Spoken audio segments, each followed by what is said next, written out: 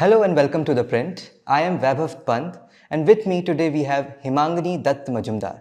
She's an author. She has a lot of experience when she was in corporate world, and most importantly, she has traveled multiple cities in India as well as abroad. Hi Hemangini. Hi, Vaibhav. So Hemangini, can you just tell us about your first novel which you have written? Okay, so my first book, of course, was a children's book, which I published last year, which was The Mystery of the Many, Many Missing Things. And this year, I'm talking in kind of, discussing my book, The Scratch and Sniff Chronicles, which is a mixed genre novel. It has elements of mystery. It has gothic elements, which are quite interesting. And of course, the lead character is Olympia Ghoshal Chatterjee, who has this extraordinary sense of smell. So, which is why it's called the Scratch and Sniff Chronicles. And it was just really fun to work on. I have a personal connection with this character. I had a similar condition. I do suffer from hyperosmia, and it was important to me that I could flip the script in a way and, give this character some advantages of having this condition.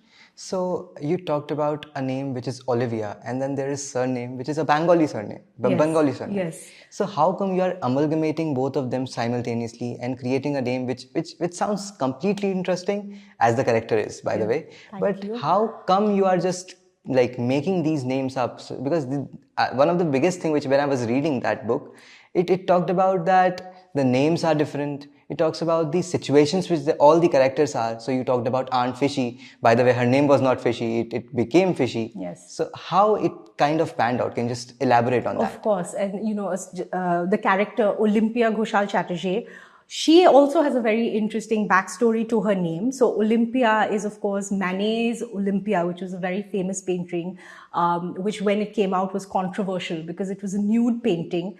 And before that time, the rule was that a nude painting, the object of a nude painting had to be drawn averting their eyes coyly and not looking directly at the viewer. Olympia was the rule breaker. So this actually inspired Fishy, who is Ollie's aunt, to name her that. So she suggested to her brother and her sister-in-law that Ollie be named Olympia after that. And she does have a very Bengali last name with a little, again, a difference in the spelling because this is a family of people who are Francophiles. They lived in this old house, which was and in Chandanagar, which was a French colony known for their French ties. So you'll notice, of course, Chatterjee is a very common name, but Chatterjee is less common. So this family actually changed their name because of their affiliation, to French culture and love for it. So each of the characters, it is true, and I think we were talking about how my favorite thing when I'm creating a character is to give it a name which sort of gives you a clue as to what their life is going to be like. And I refer to this at various points in the book where, the reference to their name becomes quite prophetic in a way about what's going to happen to them and, what was meant for them. In your book, you talked about a cat. Yes. And the name of that cat is kind of unique in its own way. Yes. It's Habeas Corpus. Yes. Being a law graduate, when I first heard that name, I was like, there is something very fishy going to go there. Yes, fishy is the operative word here, of course. Yes. So how you named her Habeas Corpus, and later on you also talked about that the cat is like caged most of the time because she's just disturbing all the other cats. She's having romantic relations with all of that. So just to discipline her, you have caged them. So I'll share that like little anecdote in the book. Yeah. The cage is actually how Fishy finds this cat. Okay. So Fishy, of course, she's a lawyer by profession and she has a deep sense of justice. And when she sees injustice, she has to speak against it. And I think it's in the neighborhood that she lives in. She comes across this cat, which we later, we get to know the personality of the cat. But of course, then when she looks at the cat, she says, such an innocent, harmless cat, put in a cage and nobody has done anything about it. It was there for a day. And so she says he has a right to the writ of habeas corpus, which as a law student you would know, which means that he has the right to be at least produced in front of a court, which is literally what the words mean in Latin. And she she takes that and she says, I will take this cat home and I will take care of this cat. And what you were referring to, the fact that he was caged by the people in the neighborhood, was because he was having all these amorous escapades with their cats. And they wanted to protect, their cats from this very virile cat, kind of Casanova going out there. So that is the history of, how habeas corpus became habeas corpus and came to join the Chatterjee family household, and in fact started to, be absolutely top ranking there, because Fishy fell deeply in love with him. And, everything is around this cat. She's like, okay, what's his favorite fish? What is his favorite sweet? We will arrange it, and so forth. So now, coming back to your life. Yes. You have traveled so much. Even though you are Bengali, yes, but more or less you have lived in multiple cities in India, outside India. Does that really make your imagination go more wider when it comes on to writing your book, or when you are exploring new ideas? Yes. And right now you're also writing one more book. Yes. So does that widen your horizons when you are talking about these things? So, I mean, definitely, I think travel does widen horizons. We've known this for centuries. Even, when modes of travel were not so easy, people would take ships, they would join caravans, and they would travel to expand their minds. So I'm lucky because my life has in a way given me this, in terms of different circumstances where I've got to meet different people.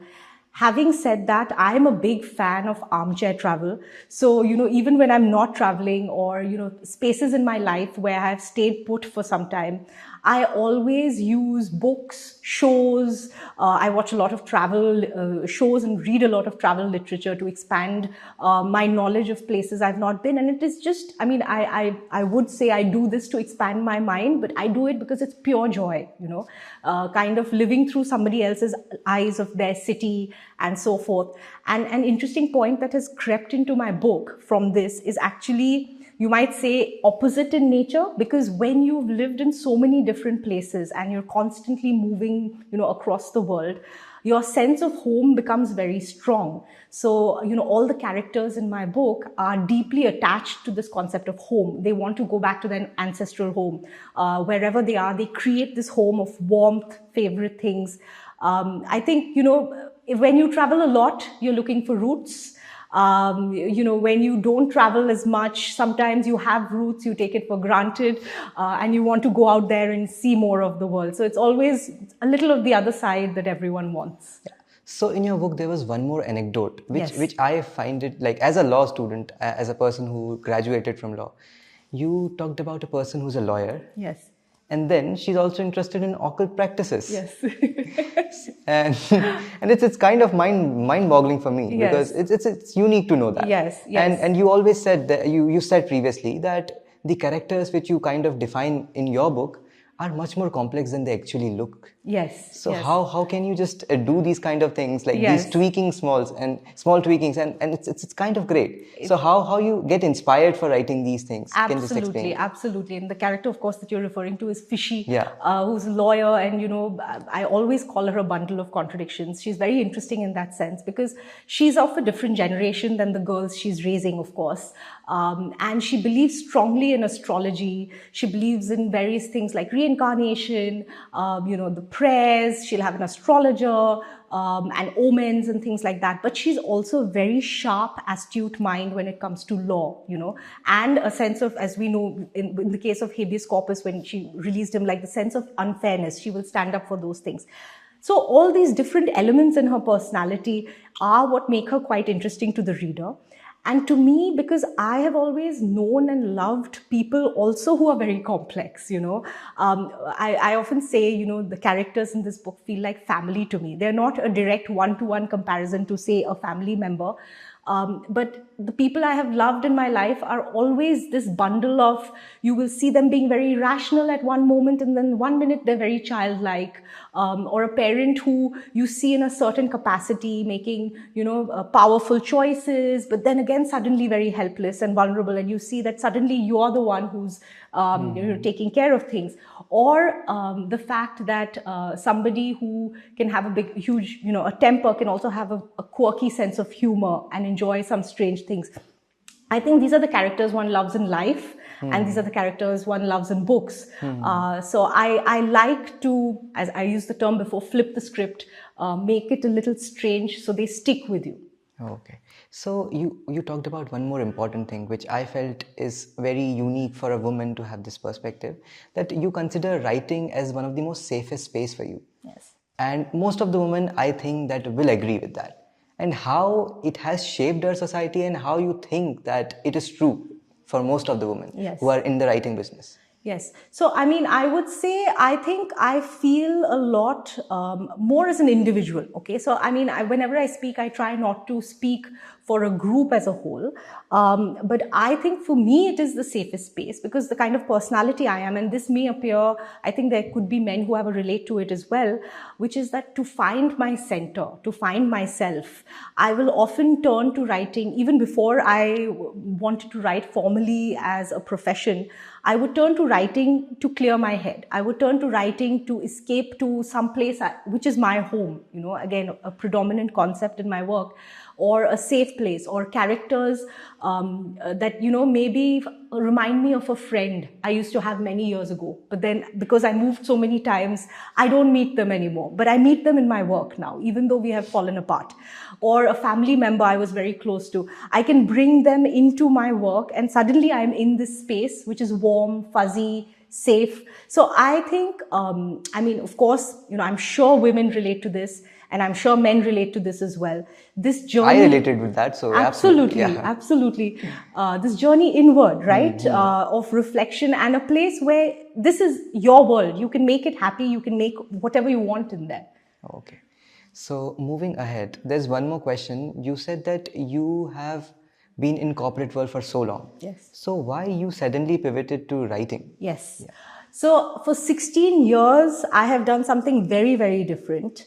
And I think I was always a writer in the sense that, as I said, you know, whenever I was seeking solace, when I was seeking comfort, and, you know, I always say this, that the first time I started writing was actually because of some toxic co-workers, and I did not want to have lunch with them. And I thought, you know, it'll be the same stories. They're going to crib about their managers.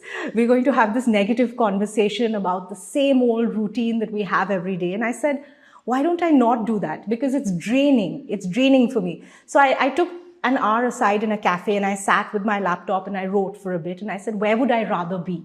What space would I rather be? Which country? What house? What would it look like? What would it smell like? Where would the food? What would the food be? Who would I be with? And that's when I said, you know, I can travel in my mind. I can go to exactly where I want to be. So this became a process. I wrote for a while. And then I showed my work to some loved ones and people I trust. And they said, you know, you shouldn't only write for yourself. This is not half bad. You know, why don't we put this out there and see if there's people who are interested? And, you know, then that was the journey that followed. So you are right now in the midst of writing your second book. Yes. And you told me that when you are writing a book, many a times what happens that when you write first book, you give it to the editors, they'll do that same thing and they'll publish it. Yeah. But when you're writing the second book and they're expecting results from you very early. Yes. And when you are late in doing that, does that affect the writing which you write and the thought which you had previously? Yes. So do you have to alter that? Yeah. Or how you have to change that? Does that affect your writing skills? Yes, of course. So, of course, one thing is, I am working on a couple of things. I'm working on something which is very different and something which is a sequel. So when you're doing the sequel, of course, you have that advantage of a certain amount of work that you've already done. You know, so these are old friends. Ollie is an old friend. Laura is an old friend. Fishy is an old friend. I can kind of take these people and then say, now I want them to have a new adventure. So having said that, yes, nobody likes deadlines. Everybody likes the freedom of, you know, going off to spaces and kind of creating on their own.